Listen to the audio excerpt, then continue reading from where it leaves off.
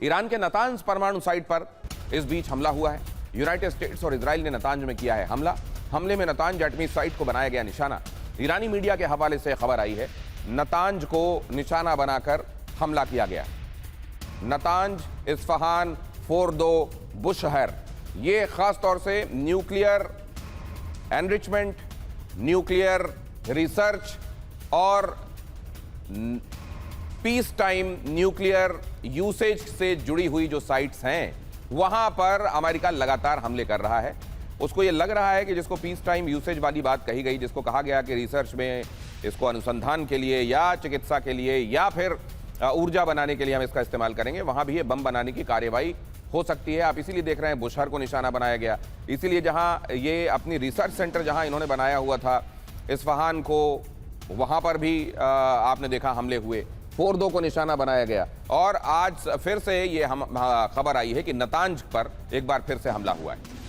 और जैसा मैं आपको बता रहा हूं, बुशहर में कल बड़ा हमला किया गया था। बुशहर में ईरान का एटमी संयंत्र है। बुशहर में हमले के बाद भीषण आग लग गई थी। बुशहर में हमले के बाद किस तरह की तस्वीरें सामने आई थी, वहां एक बार फिर से आप देख लीजिए। यहां सबसे बड़ा खतरा यह है कि यहां किसी भी तरह का अगर एनरिच्ड यूरेनियम है, अगर यहां पर रेडियो एक्टिव एलिमेंट स्टोर करके रखा गया है और यहां पर हमले होते हैं किसी भी जगह पर, मान लीजिए रेडियो एक्टिव एलिमेंट को जिस केस के भीतर सुरक्षित करके रखा जाता है ताकि रेडिएशन बाहर ना आए, अगर वो केस टूट गया तो जाहिर है आसपास का केस बहुत बिगड़ जाएगा, आसपास रेडिएशन बहुत फैल जाएगा। ये चिंता लगातार बनी हुई है। हालांकि IAEA ने अभी तक यही कहा है कि कहीं पर भी रेडिएशन लीक नहीं हुआ है। और इजराइल का ईरान पर भीषण अटैक, बैलिस्टिक मिसाइल फैक्ट्री पर हमला हुआ।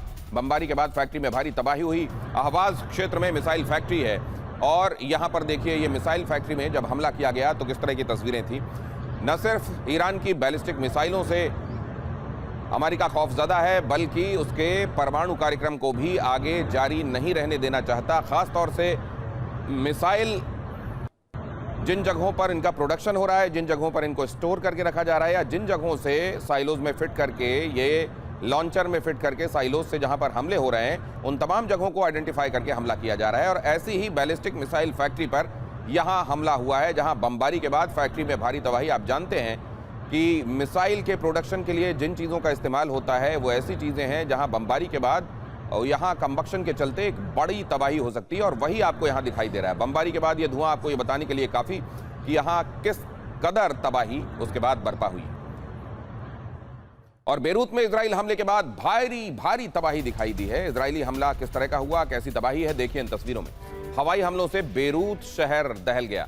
हमले के बाद कई इमारतें जमींदोज हो गई हैं। यहाँ भी आप देख रहे हैं लेबनान में भी अलग अलग ठिकानों को ईयरमार्क करके, अलग अलग ठिकानों को आइडेंटिफाई करके जहां से हिजबुल्लाह अपनी एक्टिविटीज़ को अंजाम देता है, उन जगहों पर इजराइल हमले कर रहा है। न सिर्फ हवाई हमले हो रहे हैं बल्कि ज़मीनी हमले भी हो रहे हैं और आर्टिलरी गन्स का भी इस्तेमाल हो रहा है। जो सदर्न लेबनान का हिस्सा है, जो जाहिर है उत्तरी हिस्से से लगता है इजराइल के, वहाँ पर यह भी कहा जा रहा है कि ग्राउंड फोर्सेज भी ये इंश्योर करने में लगी हुई हैं कि हिजबुल्लाह को आने वाले दिनों में पूरी तरह से इनर्ट किया जा सके। और ईरान युद्ध पर IAEA ने बहुत बड़ा दावा किया है। क्या कहा है IAEA ने?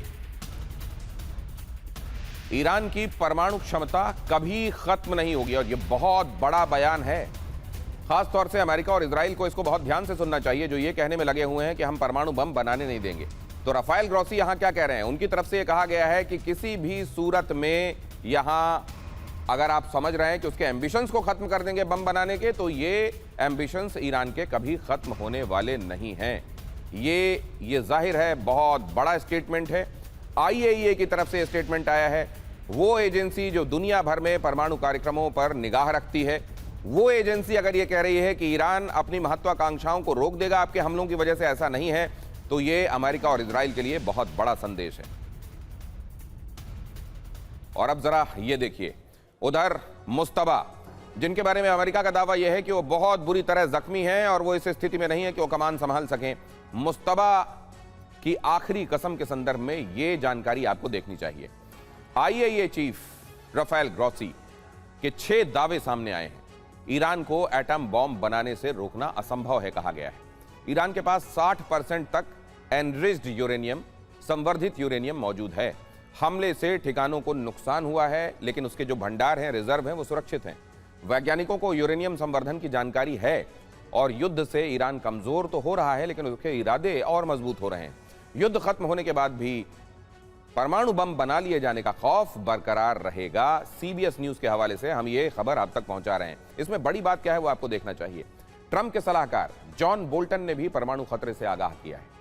परमाणु सामग्री सुरक्षित नहीं होने तक यूनाइटेड स्टेट्स का ऑपरेशन सफल नहीं माना जाएगा। ये बात भी अपनी जगह तय है। बेशक ट्रंप कहीं पर भी ये नगाड़ा बजाने लगे, ये कहने लगे कि नहीं हमको तो हमने अचीव कर लिया अपने गोल्स को, जो हम जिनको लेकर चले थे इस युद्ध में। हकीकत यह है कि आपने गोल अचीव नहीं किया है। यही आईना दिखाने का काम राफेल ग्रॉसी के स्टेटमेंट में है।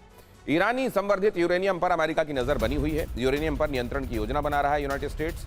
व्हाइट हाउस ने कहा अब सभी विकल्प खुले हुए हैं। अब इसका मतलब क्या है? सभी विकल्प खुले हुए हैं। पहले कौन से विकल्प आपने आजमाने में कसर छोड़ दी जो आप सभी विकल्प खुले हुए हैं? क्या आपने परमाणु साइट्स पर हमला नहीं किया? क्या आपको जहां लग रहा है कि यहां न्यूक्लियर ईंधन स्टोर करके रखा गया है, वो एनरिच्ड यूरेनियम रखा गया है? आपने तो ये जून में ही दावा किया था, 2025 में ही आपने कह दिया था कि हमने उन जगहों को नष्ट कर दिया है। तो फिर अब कौन सा यूरेनियम बचा हुआ है, या कहां पर आपको अब भी लग रहा है कि परमाणु बम बनाए जा सकते हैं? ये एक बड़ा सवाल है। या तो आपका तब का दावा गलत था, या आज आपके जो अंदेशे हैं वो गलत हैं।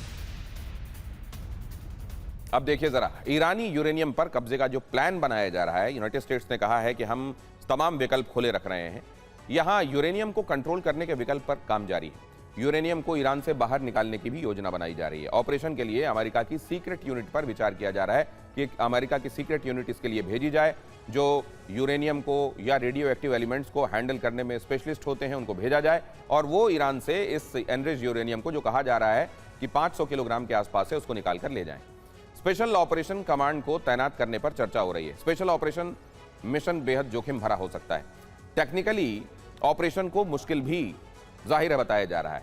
विशेषज्ञों ने इसे यूनाइटेड स्टेट्स का एक चैलेंजिंग ऑपरेशन तक कहा है और कहा है कि यह करना जोखिम भरा होगा और यह बहुत ही ज्यादा एक तरीके से हिमाकती काम होगा जो करने के बारे में अमेरिका सोच रहा है।